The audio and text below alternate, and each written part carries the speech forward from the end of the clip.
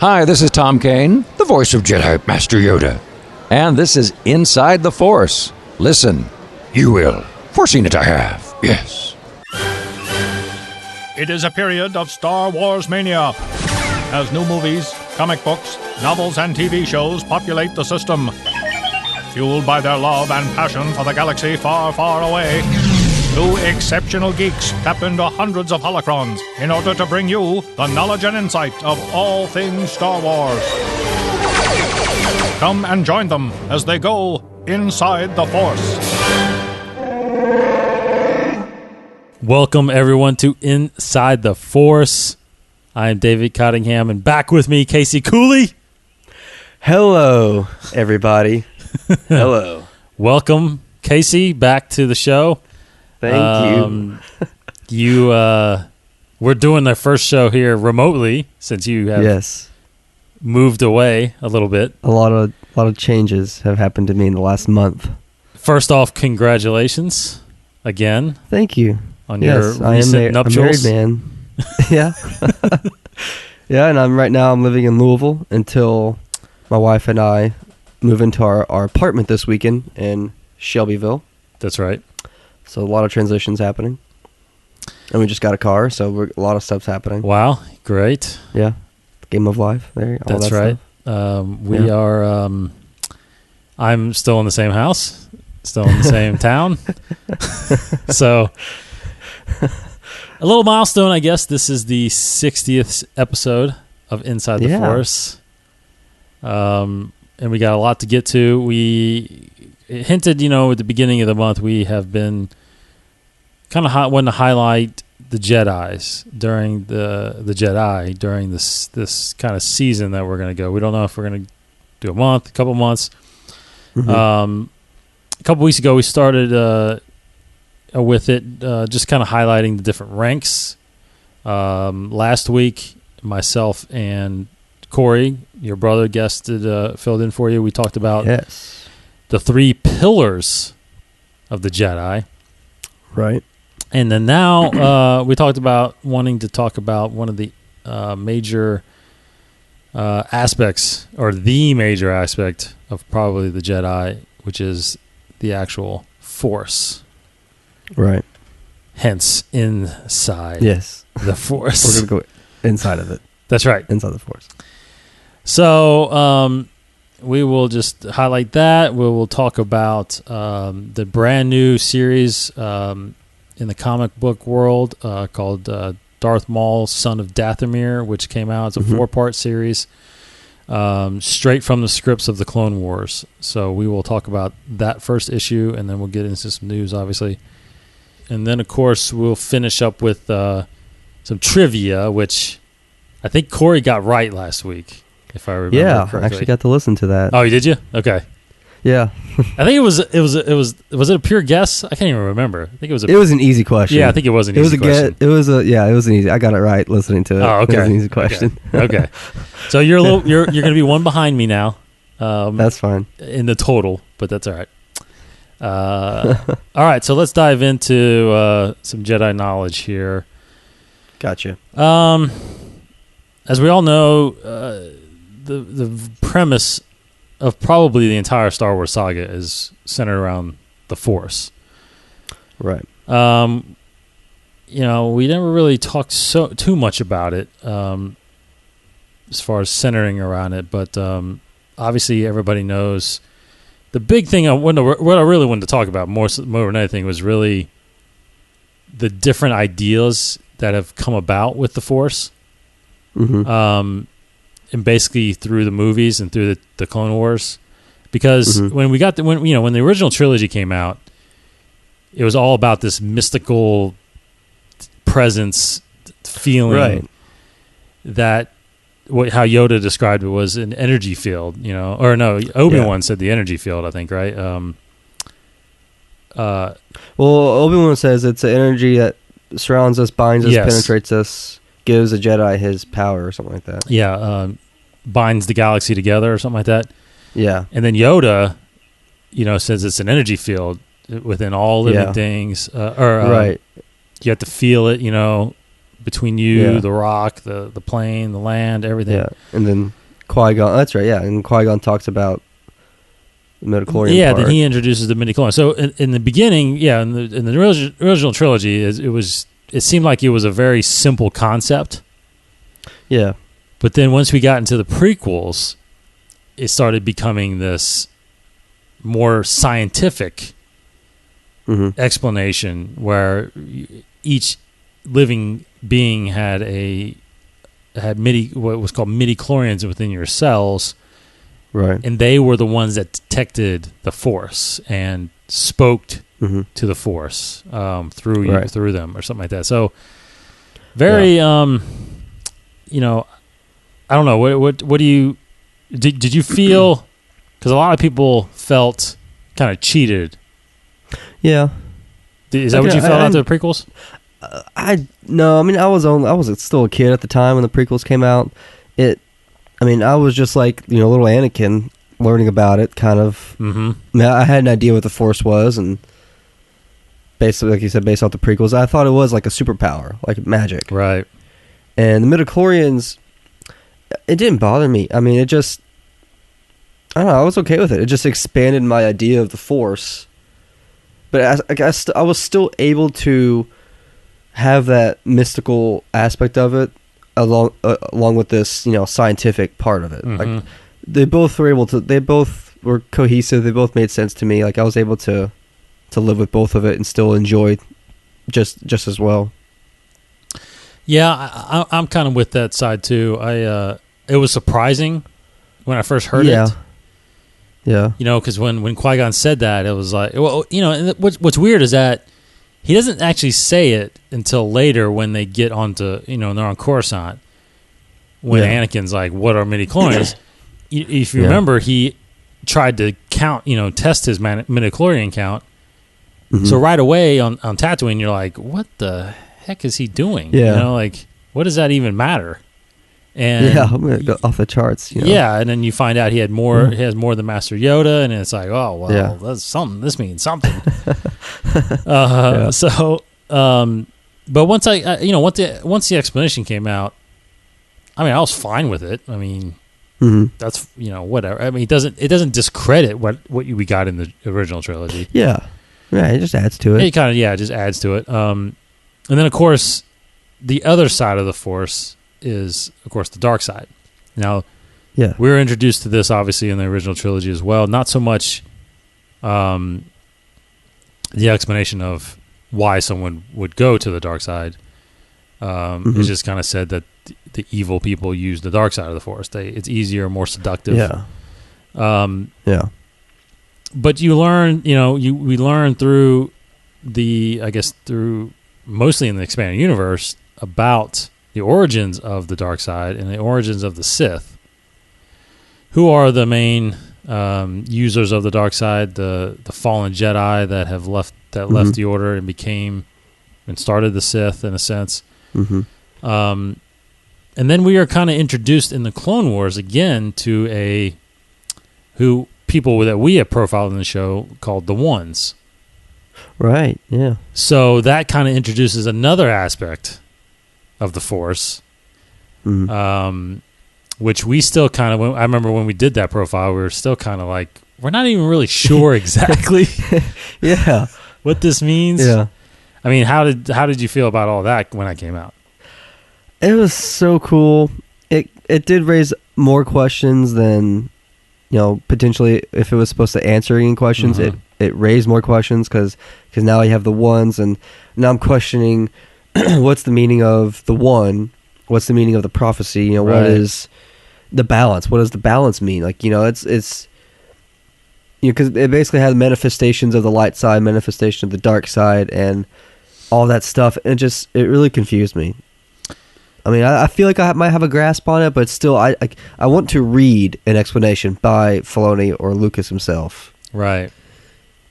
Yeah, I definitely think that story arc just raised so many more questions about it that I don't think even really were lingering. Exactly. Maybe the question of what does it mean for the Force to be in balance? Yes. That's always a question, but it didn't really help a whole lot. It added more elements to it. Correct. And so when you see this, which I think is season 3 or maybe in season 4 of the Clone Wars, when you see that, you're like we're saying, you're a little bit more confused, although you can probably still obviously accept what they're trying to tell you, which, there was a light side child and a dark side child. Yeah. And that was kind of the balance. They're the ones that kind of kept the balance. But then, of course, another aspect of the Force that we're introduced to is just recently in this last Yoda arc, which kind of introduces the unifying. Yeah, and then the unifying and the living force. In the living force. Yeah. So now they're separating them into, afterlife and during life, basically. The unifying force was actually, I'm seeing here, is mentioned in the Phantom Menace novel. And really? Yeah, but of course the whole canon thing. Right. All that stuff, but yeah, it was mentioned. That's it's the only kind of canon book it was mentioned in. But the Unifying Force is also a title of another EU book. But yeah, but we never really heard anything solid about it until the Clone Wars came out, or these new bonus content.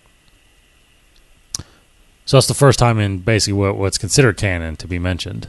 Correct. And you're introduced to the explanation of how Force Ghosts, being a Force Ghost, is achieved. Because a lot of questions were brought up during Episode 1 when Qui-Gon gets killed. Why isn't he turned into a ghost? Right. When all these Jedi start dying in Episode 2, it's like, why aren't these guys ghosts? So, yeah. Yeah. That was, I remember asking that after Episode 1, like, what? So I guess in Episode 2, Qui-Gon's gonna be a Force ghost, and he never was. Yeah. So it seems like there isn't a complete, concrete explanation, really, of what the Force actually is. Mm-hmm. It's as if they're still kind of forming it as these movies and TV shows get created. Yeah. I don't know. Are you okay with that, or do you want a clear-cut explanation? I do. I want some more explanation about the Force. I like expanding mythology in that sense. I guess my biggest questions with the Force is just, I guess I want to know more about the balance. I guess simply put, I don't need to know specifically the science behind what makes somebody what makes somebody light side or dark side, or how it affects the body, whatever, that kind of stuff. Mm-hmm. That's fine, but I guess I'd like to know potentially the limits of the Force, if there are any limits to the Force, because you've seen throughout the whole movies, we saw a certain, what we kind of made our own limit of what the Force can do, and then we saw the Force Unleashed games, and we really saw it literally unleashed. We saw a Force we've never seen it before, and are we going to see that in episode 7, 8, 9? Because how come nobody could do that? How come maybe? I guess I can come up with an explanation why we didn't see it in the originals, but I feel like there should be no reason why we wouldn't see the Force extreme like that in the movies. Now obviously those games are not canon, so right, they can dial back the Force in those movies if they wanted to. But I guess that's it. And I want to see if there are limits to the Force, to what midichlorians can provide, and also I want to see more about the balance of the Force explained. Yeah, and my question is like, if Luke was truly, if not the last Jedi, one of the only Jedi, right? He's never seen the Force used, really, truly. Yeah. He may not even have all the abilities that we saw in the prequels. Yeah. Or he may have more. Right. Like when I was a kid watching Episode 5, and I was seeing how hard it was for him to move that lightsaber out of the ice, right, to release himself to get the Wampa. Like, I was like, why is it so hard for him to do that? When Yoda has to close his eyes and really concentrate. So like whenever I was a kid pretending to use the Force, I would like pretend to really concentrate really hard on something and close my eyes. Where we see in episode 1, we see Darth Maul just point to something and like throw it across the room. So it's just different how the Force is used. Like and I think now as you say that, I think in the original trilogy he did. I think, and that's Lucas. I think he did illustrate the what do you how do you say it? He did illustrate the difficulty of using the Force because, like you said, Luke couldn't move it, and it seemed like Yoda took a lot out of him to move the ship out. Right. But then when Luke walks up to the Emperor just kind of waves his hand and undoes his handcuffs. Yeah. You know what I mean? That's so true. It was like effortless for him. Yeah, but it was tough for somebody that wasn't as knowledgeable with it. Right. Even or Yoda being so old, I don't know. But right. That's true. But it seems like in the prequels, it was like Obi-Wan just waves his finger, the door opens. I mean, Mace, he seemed like he was effortless at it, Yeah. So I don't know. It's going to be interesting how Luke is portrayed and how the Jedi in this new trilogy is portrayed. Right. But we'll obviously get into that more. Oh yeah. So overall, the Force. I mean, I think like you just said, I think you put it well. We're still learning about it. Yeah. I think there may be more aspects of it. The bottom line is that it's essential to a Jedi's life. Oh yes. I mean, I just feel like it's hard to do a Star Wars, even like when there's these standalone films. I think it's gonna be hard to do one without the Force having some sort of part in it. Yeah. Maybe I'm. I mean, there's plenty, I guess, Clone Wars episodes without the Force, but I don't know, because everybody, even non-Jedi, say, "May the Force be with you." That's right. So I feel like the Force it makes Star Wars. It's just one of those things that makes Star Wars unique. Mm-hmm. That's very true. Just a side opinion. Do you think this? Well, we'll get into that. I was about to say something about the news thing, but let's get into that. Okay, so good talk. Yeah, good talk. Good stuff. All right, so this past Wednesday, we got the first issue of a new series that has come out from Dark Horse called Star Wars Darth Maul, Son of Dathomir. Now, we've kind of told you about this coming out, and we have previewed it a lot on our comic show In the Comics. And this is basically a series straight from the scripts of the Clone Wars Season 6. Yeah. They are a story arc about Darth Maul that never got to be produced because it never made it to the animators in time before they canceled the show. So it was never included in the Lost Missions. So we're getting it in comic book form. Now, I don't know if you remember, Casey, but I don't remember ever hearing that it is from the story group that this is totally true canon or not. You're right. Never confirmed, nor deny. Right. I mean, I could have sworn we read something where Dave Filoni talked about how it is canon, and I feel like we've read stuff saying how if material that's published is like completely derivative from canon material, like if it's solely based on canon material, then that is considered canon itself. So because these are based off the scripts of Clone Wars, right? So therefore it should be canon. But you're right. There's been no official stamp saying whether or not this is Legends or not. But I was about to say that. So, but they've also said that anything canon would have a Legends banner, which this does not. Yeah, or anything non-canon. Right. I'm you're sorry. Right. This does not have a Legends banner, but the only problem with another thing they said was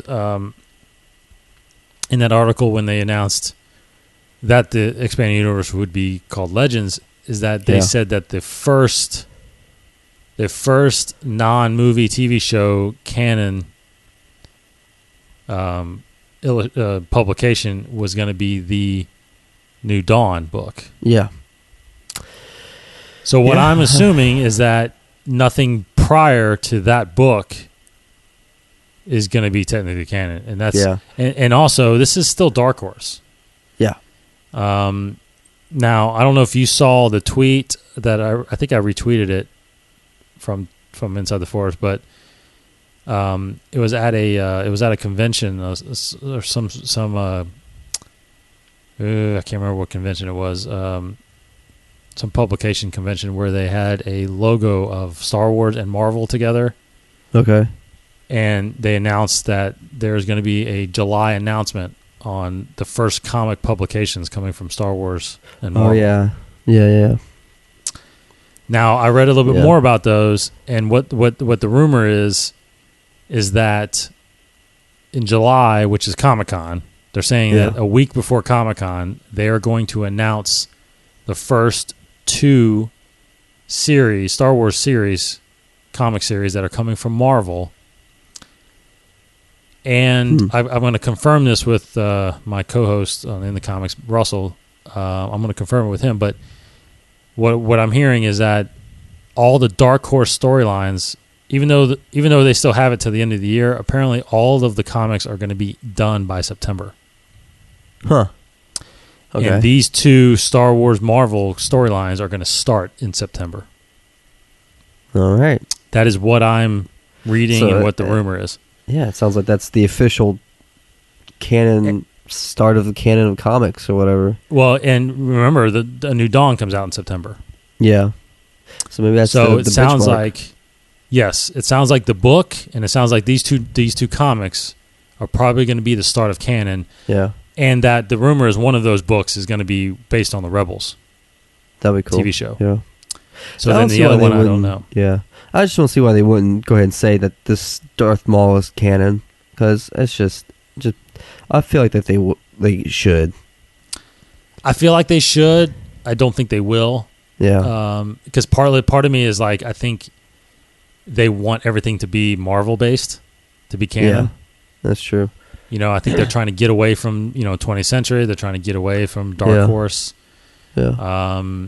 I really think that this will never probably be contradicted. Right. But I do think that it's not going to be like part of the. I hope it does. Maybe it will, but if you think about it, like this is May. This is a 4-part series, so June, July. This ends in August.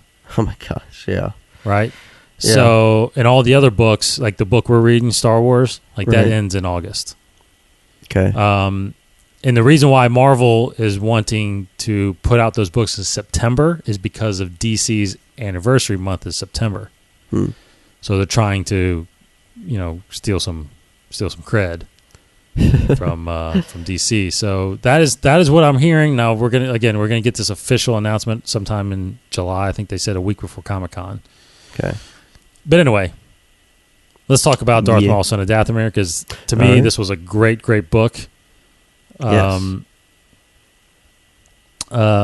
Basically, for those of you, spoiler alert, for those of you that haven't seen the Clone Wars, at the end of season 5, right? I think it was the end of season 5, or during season 5 or something. Yeah. The last arc we saw of Darth Maul was basically Darth Maul trying to form his own group of bad guys, basically. Right. He took over Death Watch. Yeah. He recruited Black Sun. And I thought there was another group I think that he got. Death Watch, Black Sun. Yeah, they mentioned it in the comic. They mentioned it in here, right? I think they mentioned it in here. So by this time he's running all these groups and he's trying to basically. Yeah, he had the Hutts. Hutts is one of them. I think there was a fourth one, but he had the Hutts a little bit. So basically, he was trying to take over both the Separatists and, just basically wreak havoc across the galaxy. And Darth Sidious caught wind of this and basically confronted him in what I would say is one of the epic battles of the Clone Wars. Yeah. He fights Maul and his brother Savage, Mm-hmm. and I mean it was awesome. I mean, he does Sidious. I think he pulled out 2 lightsabers, right? Yeah. Yeah. So he takes down Savage, and then he spares Darth Maul. Yeah. And the last thing we see is him just basically, I have plans for you, and he's like just destroying him with Force lightning. Right. So now we pick up. I'm not sure exactly. I guess this is shortly after that. I'm not sure how long after that. But he's got Sidious has got Maul imprisoned. Talking to Dooku, planning, what he wanted. They talk about a plan about trying to get Mother Talzin. Right. Yeah. So all I got to say is I don't want to spoil too much about it. In my opinion, you got to read it. All I got to say is it would have been unbelievably awesome if this was part of the show and we saw what we get in this book, which is Darth Maul versus General Grievous. Oh, yeah. So what'd you think overall? It's a great start. It's a fantastic start. I miss hearing Sam Witwer's voice as Darth Maul, but I think we're going to probably get some Maul versus Dooku action as well, most likely. It just, obviously my mind was racing trying to figure out what plans Palpatine would have for Maul. And this, I didn't expect this. Maybe he has even deeper plans for Darth Maul. I don't know, but I'm just curious at how it's going to end. That's my biggest question, honestly. Is is he going to die a second time, or I guess for the first time, or what? I'm just so curious at how it's going to end. I am too. And I've read a few different Star Wars comics recently in the past couple of years, but I tell you what, this definitely feels like the Clone Wars. Yeah. Yep. Now, Filoni has been quoted saying that a lot of the illustration is straight from their storyboards. Right. So I can see where this would have been what the Clone Wars look. The shots would have been what it looked like. I mean, it was just right. It was a great start. I'm looking forward to seeing where it goes and how it ends, and whether or not hearing this, if this is a canon book or not. But we'll keep you updated every month. We'll talk about it. We got like I said, there's a 4-part series. So we shall. Now, did you read? You didn't read the last Star Wars book, I don't think, did you? I haven't been able to. No. Okay. We talked about that last week. Yeah. Corey read it. That continues to be freaking phenomenal. So that was number 17. So I think I think 21 is going to be the last one. Ooh. Right. Interesting. Yeah, of course. Right. So check that out. Darth Maul, Son of Dathomir. You can pick that up at your local shop or online. It's in digital form, of course, at Dark Horse or Comixology if you're using that. Go get that and check it out. All right, what we got on the news front? Well, I'll just mention a couple things. There's just tons of speculation. Daisy Ridley and John Boyega have been tweeting and Instagramming of like pictures and some videos of Abu Dhabi. Nothing really on set, nothing of that nature, so don't get crazy. But there was some video that was released. I tweeted it the other day. Some YouTube video of an actress in a soundstage or some studio practicing this stunt. Like she was getting hit in the stomach with this thing, and cables would fly her back, and she was screaming. And it looked pretty interesting, looked pretty cool. Everybody thought it was Daisy Ridley. It seemed more likely that if this is Star Wars related, that it's more like a stunt double, of course. And there's been a lot of releases how people have been investigating and figuring out the certain stunts that will be working on Star Wars 7, and there's a couple that I think people have pretty much 100% figured out, and there's some other little actors that are being kind of confirmed for episode 7. But the two biggest things that I want to mention, one is I don't believe you guys talked about it last week, the Force for Change. No, we didn't. So Abrams, the Lucasfilm and Disney released this video called Star Wars Initiative. I want to say that came out after we recorded, but I'm not sure. I think so. I think so. And they're UNICEF, the organization, the charity, or the organization that's for children and for helping children across the world. They are, they're having some sort of this. I guess I don't know if you want to call it a contest or whatever, partnering with Lucasfilm, and you can donate different tiers of donations to UNICEF, and certain tiers will give you certain prizes and certain entries in this contest. And basically, at this certain date, they're going to draw randomly from the entries, and whoever is picked will be, I guess, flown into London. I assume London, not Abu Dhabi, but most likely London. And you will have a walk-on role on Star Wars Episode 7. And there's an awesome video of J.J. Abrams explaining the whole thing. Look on our Twitter account at Inside the Force. We tweeted it, watched the video through there.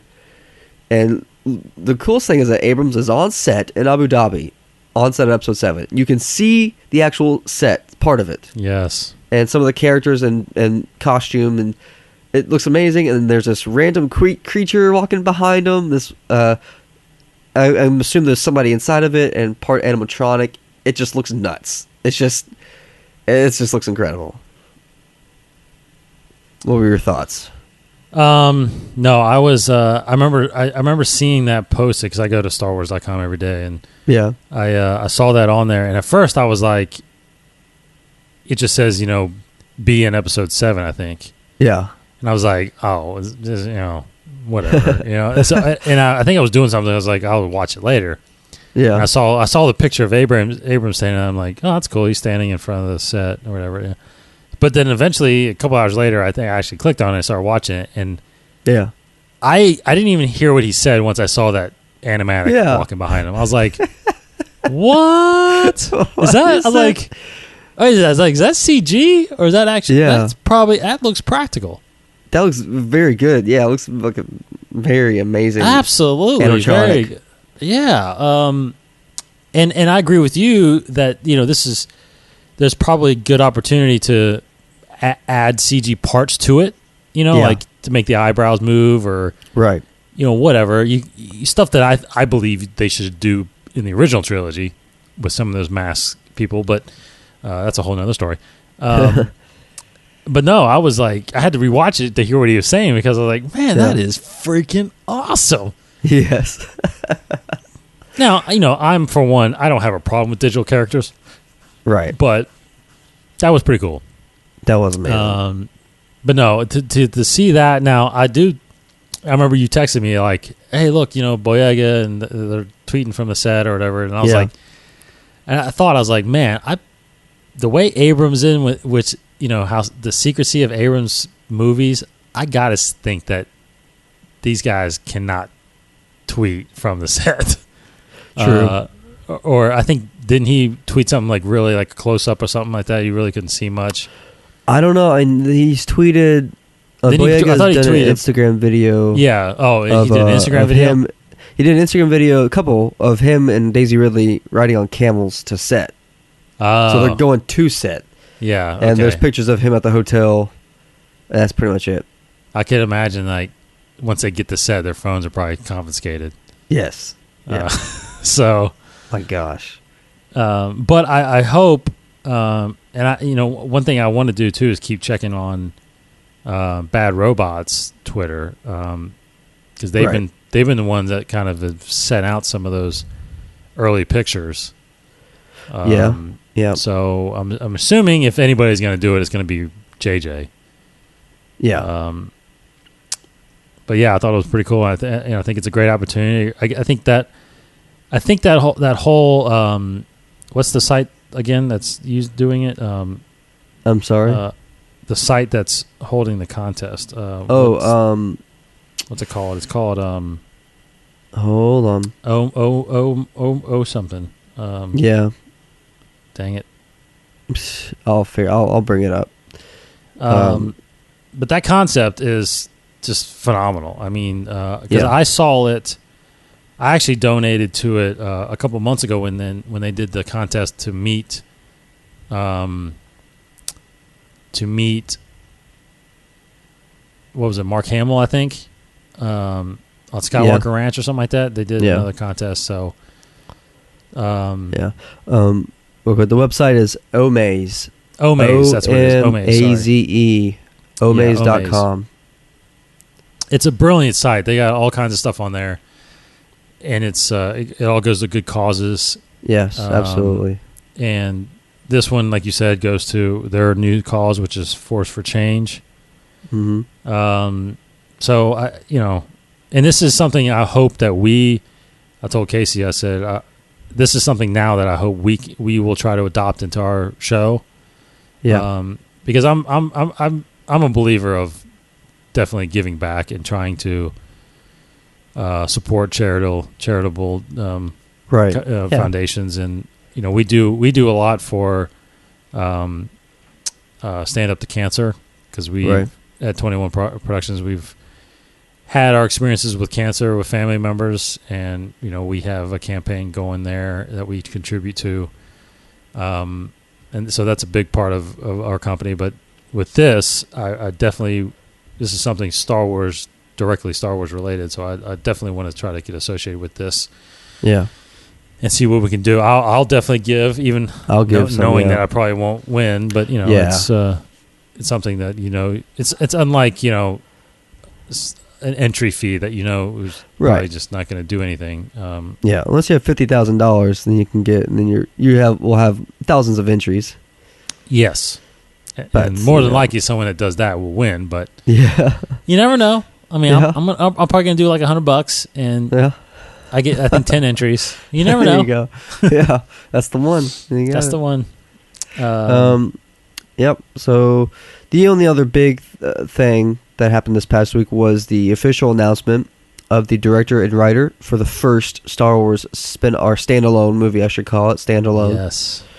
And the director is Gareth Edwards, who is the man who directed Godzilla, his most recent flick, and that thing is destroying the box office, or did its opening weekend. And the screenplay will be written by Gary Whitta, who has written Book of Eli. Yes. Now, Gareth Edwards, already have a release date. Yeah, December 16th, 2016. Yep. Mm-hmm. So pretty much almost in 1 year exactly. So I wonder if that's going to be a consistent release date. Well, they said a movie every year. Yep. So it seems like we're going to get Christmas movies for Star Wars. That's awesome. But I'm excited because, I mean, just by seeing the trailer for Godzilla, I mean, I know you've seen it. You've seen Godzilla, right? I have. See, I haven't seen it. Looks amazing. So I have faith in Gareth Edwards. But Gary Whitta, I've been doing some research, and my good buddy Cody Geiler has brought some things to my attention, where Gary Whitta has, like a while ago, gone on record posting on some forums about how much he dislikes the special editions of the Return of the Jedi, and how he dislikes the prequels. Right. And it's very interesting. I mean, we don't have to get much into it, but it's just a lot of fans are freaking out, thinking, why is this guy being hired to write Star Wars and all that stuff? And since then, those posts have been attempted to be deleted, but everybody's finding them again and all that stuff. It's just a lot of drama. But so where was this at? It's just interesting. It's, the decision. I mean, it's a job. He's a great writer. I'm sure he'll do a great Star Wars movie. But, I mean, he's entitled to his opinion. No one needs to freak out. But yeah, that's. What do you think? Are you disagreeing, or do you think he should not have been hired? Well, it's hard to say. Where was those comments at? I'm trying to find real quick. I'm reading the comments. They're from a thread on 2010 discussing the Star Wars Blu-ray release and how just the different edits it made, and him bashing the special editions and the prequels and all that stuff like that. And, here's the thing. I loved the Book of Eli. No, me too. Thought that was Absolutely a great written movie. Yeah. Now, as far as Godzilla goes, I won't give anything away, obviously, but Yeah. I liked the movie. It's been getting a lot of bad reviews in the sense that I don't know what you read, but I've read a couple of bad reviews about it being not much of a plot. Oh, really? Yeah. I don't know, to be honest, I don't know what kind of plot you're actually expecting to have with Godzilla in it. Yeah. It's a monster movie, Right. and to me, it's a very well done monster movie. There's things that I wish that I would have done differently, or I wish that I wanted to see more of, Right. that I didn't. But to be honest, I thought it was pretty well directed. You had great actors in the movie for one. Oh, absolutely. You had Bryan Cranston, you had Elizabeth Olsen, and you had that Aaron Taylor Johnson, or Taylor Aaron Johnson, or something like that. Aaron Johnson, something. Yeah, Aaron Taylor Johnson. I think the kid that played Kick-Ass. Right. And he's going to be Quicksilver in the Avengers. Yep. But yeah, you had some good actors already in the movie, so it wasn't, it wasn't. Plus you had, dang it, who's the guy that played Ra's al Ghul, or the stand-in? He was in it. The Asian guy. Ken Watanabe. Ken Watanabe, yes. Yeah. Okay. Yeah, he was in it. So you had some, like I said, you just had great actors, and it's hard to not be able to direct if you have great actors. Yeah. But I was surprised. I was not surprised. I was glad to hear that, because I think he's going to do a fine job. And plus, I read that Gareth Edwards has been quoted saying that he is a freaking diehard Star Wars fan. Yeah, great. That he has never imagined he would ever have the opportunity to do it, and that this is like a dream. So you want guys like that, doing your Star Wars movie. So it's unfortunate to hear that if this writer is not such a big fan of the, there's a lot of people that aren't fans of the prequels, but right. I don't know. He's one of the purists. He loves the original Star Wars movies. Right. Yeah. But those are the hot sheets. That's the big stuff for the past week. There's little things with with them trying to get some information from Harrison Ford, Carrie Fisher, Mark Hamill, and all of them, but they're not giving obviously they're not giving out anything. So my question earlier that I wanted to bring up is, we were talking about the Force being and stuff. Now, what do you think this standalone movie is going to be about? Well, they've been trying to do a Boba Fett movie. I don't know if it's going to be that. Gosh, I don't know. It's so hard to say, because they're Kathleen Kennedy said that they're not trying to transfer saga characters into the standalone films, right? All that stuff. So I don't know. It's just there's so many possibilities. It could be totally a movie void of Jedi, or it could be about like maybe some Jedi that are on the run or something like that. So, is it safe to say that this will be the first movie without R2 and C-3PO? Oh, probably. I think that's a definite possibility. Yeah, I think so. That'd be weird. And of course, I guess the final thing is if you're in Orlando, Star Wars Weekends is still going on. Oh my gosh, yes. Go check it out. You're getting there's obviously a lot of Instagrams and Tumblr pictures from their Star Wars sites. You can follow along what's happening at the Star Wars Weekends. The only time that I wish I would lived in Orlando right now. Yeah, I've been to Star Wars Weekends. Just 2 Star Wars Weekends I think I've been to, but that was way before the merger, so it wasn't anything really. There were some celebrities there, but that was it. There wasn't a whole lot of anything there. Right. Okay, so that will wrap it up. We'll do some trivia. Yeah. Casey, you ready for some trivia? Let's do it. Trivia. It's been a couple weeks for you. Yeah. So officially, the record, I'm 36-23. Yeah. Casey is 30-28. Corey now is 4-1. Yes. He got it right last week. So anyway, Oh. let's see. We got question here. Randomly, it is 294. So this Okay. is going to be Phantom Menace era. Let's see. 294. Do you have your book there? I do not. Oh, okay. You have to read it to me. 294. What species designed the Trade Federation's droid starfighters? Huh. What species designed the Trade Federation's droid starfighters? A, Okay. the Nemodians. B, the Kaicharians. C, the Coloxoids. Or D, the Geonosians. And what era is this? This is the Phantom Menace era. Phantom Menace. So, what species designed the Trade Federation's droid starfighters? The Nemodians, Droid the starfighters. Zycharians, the Colosoids, or the Geonosians? Jeez. I'm just going to have to go with what seems like, I don't know, the Nemodians. I'll just go with that. You're going Nemodians. Yeah. I believe it is D, the Geonosians. That was my second guess. Okay. All right. Gosh dang it.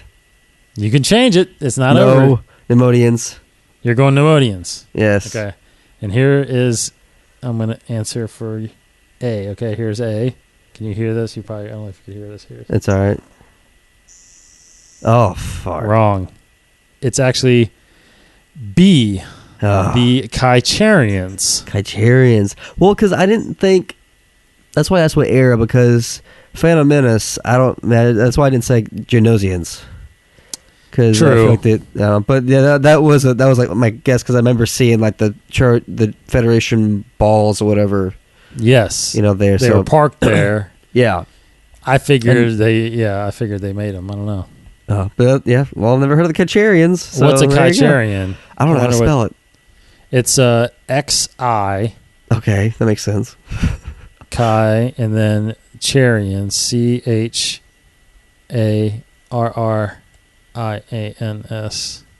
Kaicharians. Let me see what they look like, who they are. All right.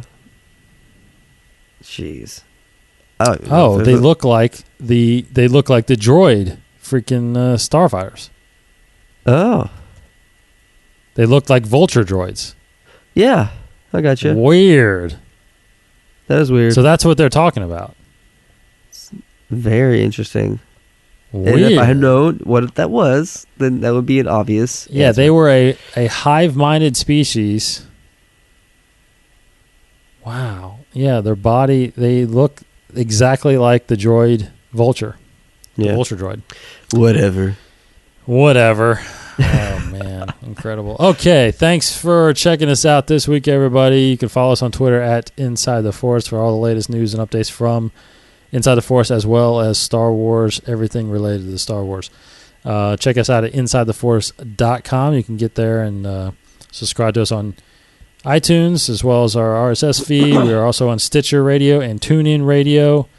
You can follow Casey over there at Kryptonian1138. I am D. Cottingham21 on Twitter. Facebook, of course, is /Inside the Force. That is, well, obviously we're part of the 21 Network. Go to 21network.com for all the latest shows and video. You can follow us on YouTube at youtube.com/21 Network. Check us out there. Okay, so for Casey Cooley. At last, we will reveal ourselves to the Jedi. At last, we will have revenge. There you go. Interesting. Yeah, Darth Maul. You went there because of Jedi. Darth Maul? Yeah, nice. And Okay. Jedi, kind of Darth Maul Jedi thing. One of the greatest lines from episode Yeah. 1 Yeah. by far. And not the voice of Ray Park. Yeah. Poor guy. Poor guy. Yeah, because Ray Park talks. It would have sounded like this. At last, we reveal ourselves to the Jedi. At Yeah, last, because he does not have an a intimidating voice. good, intimidating Darth Maul voice. Yeah. Correct. And Sam Witwer does the Clone Wars. Yes. It's phenomenal. Oh gosh, I love it. Well, thanks for FaceTiming, Casey. You're welcome. This was Hopefully awesome. the audio sounds well enough. Sure, I'm sure it does. Okay. I'm sure it will. Yeah, whatever. Yeah, whatever.